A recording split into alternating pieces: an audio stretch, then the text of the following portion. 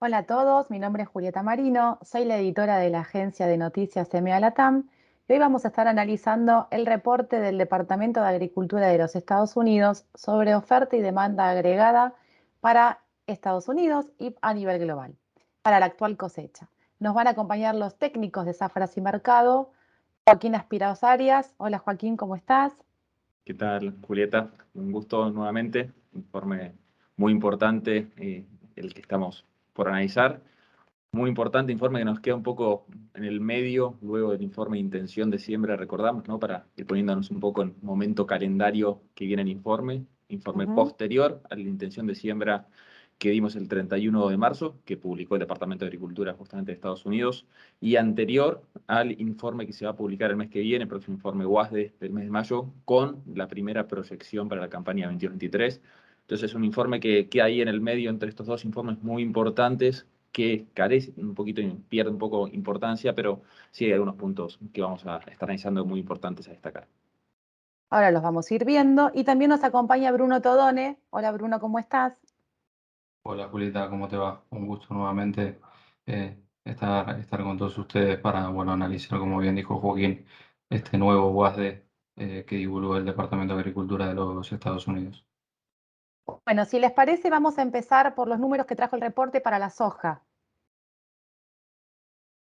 Para la cosecha actual, para la campaña actual 2021-2022, el WASDE indicó en su reporte de abril para los stocks de Estados Unidos finales 7,1 millones de toneladas, mientras el mercado preveía 6,91 millones de toneladas. El mes pasado se habían indicado 7,76 millones de toneladas. Respecto a los stocks globales, el reporte indicó para este mes 89,6 millones de toneladas, el mercado esperaba 88,40 y el mes pasado se habían considerado, el reporte de marzo trajo 90 millones de toneladas. Siempre estamos hablando de la soja. Para la producción de Brasil, el reporte de este mes indicó 125 millones de toneladas, el mercado esperaba la misma cifra, permaneció estable. El mes pasado se habían indicado un poquito más, 127 millones de toneladas. Por último, tenemos el dato para la Argentina. El reporte indicó 43,5 millones de toneladas. El mercado esperaba menos, 42,6, y el mes pasado había traído la misma cifra que se obtuvo ahora, 43,50 millones de toneladas. Decinos, Bruno, si querés, bueno, ¿cuáles son los principales puntos entonces que podemos inferir de la soja para este mes? Bueno, como bien vos dijiste, Julieta, vimos números principalmente bajistas en relación a este nuevo WASDE.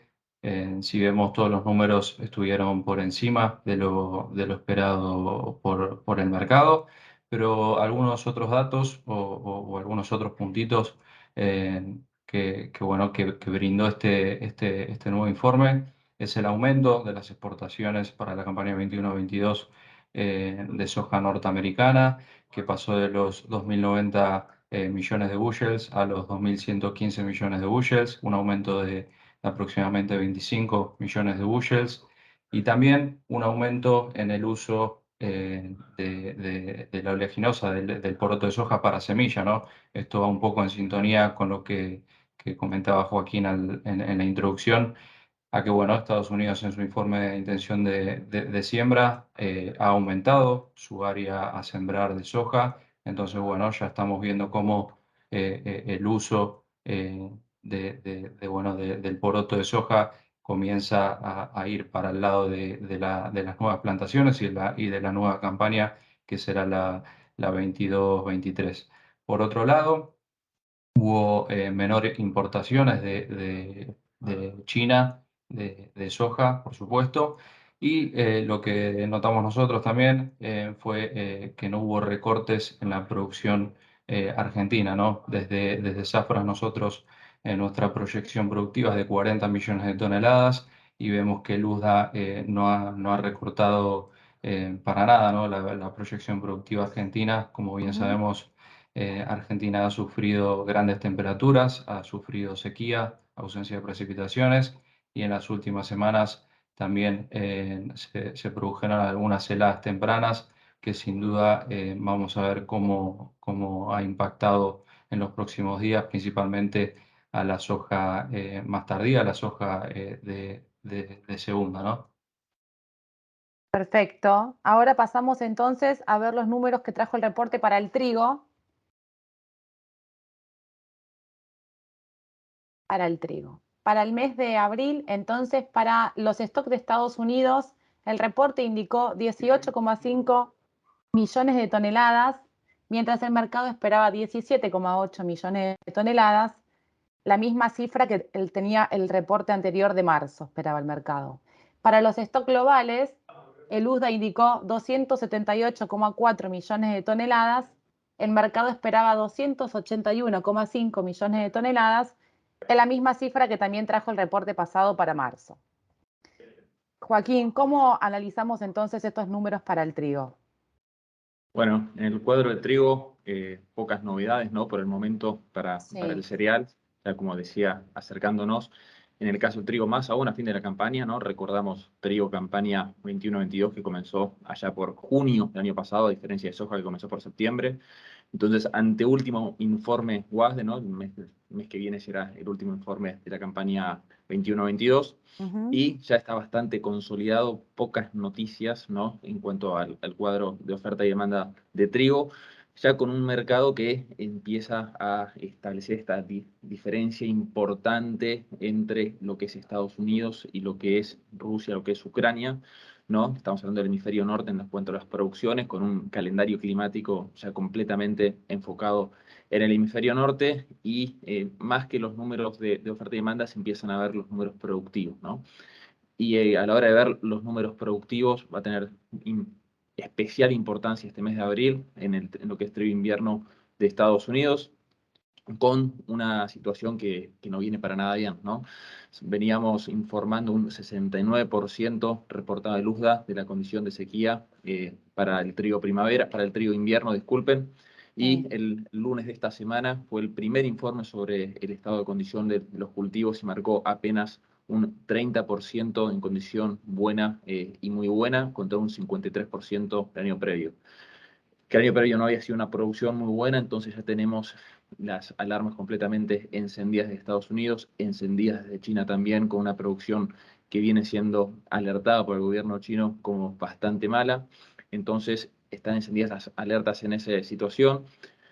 La buena viene por el lado de Rusia. Es difícil decirlo así, pero a pesar del conflicto, ¿no? Si nos abstraemos del conflicto, en lo que es estrictamente exportaciones de trigo, ya aportando volúmenes normales, ¿no? En la comercialización, ya exportando buenos volúmenes, y esto ha llevado, ¿no? A aumentar las exportaciones esperadas en 1 millón de toneladas para la campaña 21-22 en este informe WASDE, ya un poco mostrando que lo que es logística de trigo de Rusia comienza a normalizarse. Distinta era la situación, ¿no? El informe previo que se había dado muy sobre el estallido del conflicto. El conflicto. Sabemos que, bueno, este informe no se hace un día para el otro, entonces era muy sobre el conflicto y no incluía todas las variaciones que podía tener el conflicto. De todas formas, este informe trae, ¿no? Nuevamente una nota que, bueno, la alta volatilidad en los mercados hace un poco dificulta la estimación. Eso va a seguir siendo así, va a seguir siendo así para el trigo, va a seguir siendo así para el maíz. Precios muy atados a la volatilidad de, bueno, noticias de guerra que impacten los precios al alza, o noticias de acercamientos entre ambos países que impacten los precios a la baja. Estamos en un nivel de precios altos, solamente que pueden ser explicados por este conflicto y, bueno, con unas señales de alertas en lo que es al clima en Estados Unidos. Un poco para ir redondeando en lo que es la producción global, ¿no? Dos datos aparecieron: un recorte en la producción de la Unión Europea en 600.000 toneladas y un aumento bastante tardío de la producción argentina 21-22, producción completamente ya cosechada, ¿no? Hacia enero de este año, un aumento en 500.000 toneladas que se compensan un poco entre sí, casi que queda igual la oferta a nivel global. Esos fueron uno de los puntos más importantes del WASDE, esperando, como digo, de vuelta el informe del mes que viene con la nueva campaña 22-23. Buenísimo. Y entonces ahora pasamos por último a los números que trajo el reporte para el maíz. Para la campaña actual, para los stocks de Estados Unidos, el reporte indicó 36,6 millones de toneladas, mientras el mercado esperaba 35,6 millones. La cifra que trajo abril es la misma cifra que se indicó en el reporte anterior del mes de marzo para Estados Unidos. Respecto a los stocks globales, el reporte indicó 305,5 millones de toneladas. El mercado esperaba un poco más abajo, 300,7 millones de toneladas, y el mes pasado habían indicado 301 millones de toneladas. La producción de Brasil fue de 116, el mercado esperaba 115,2 millones de toneladas, contra el reporte de marzo que había indicado 114 millones de toneladas. Por último tenemos Argentina, el reporte indicó 53 millones de toneladas de maíz, el mercado esperaba un poquito más abajo, 51,9. El valor fue el mismo que había mantenido también el USDA para el mes de marzo, ¿no es cierto, Bruno? Exactamente, Julieta. Vemos cómo el maíz presenció un poco en sintonía, ¿no? a la soja. Vimos números por encima a lo esperado por el mercado. Por lo tanto, bueno, mostró cierta inercia bajista. Puntos también que pudimos observar en este informe. Hubo un aumento en el uso de maíz para etanol en los Estados Unidos. Como bien sabemos, hay una crisis energética a nivel global y bueno, en estos países que son grandes productores, sin duda que van a utilizar sus materias primas para la producción de combustibles o de biocombustibles. También, al igual que en la soja, no hubo recortes en Argentina en maíz. Desde Zafras nosotros tenemos una proyección productiva de 49,5 millones de toneladas. También, un poco al igual que en la soja, el maíz ha sufrido altas temperaturas, sequía y esta última semana en los maíces más tardíos heladas tempranas. Por lo tanto, sin duda que este número es muy optimista desde el USDA. Y creemos bueno, que este número va a ser recortado, perdón. Y bueno, a estar atentos también, como bien comentaba Joaquín, el UAS que viene, el UAS de mayo, va a mostrar los primeros números de la campaña 22-23, principalmente en el hemisferio norte, que es cuando comienza, ¿no?, la campaña.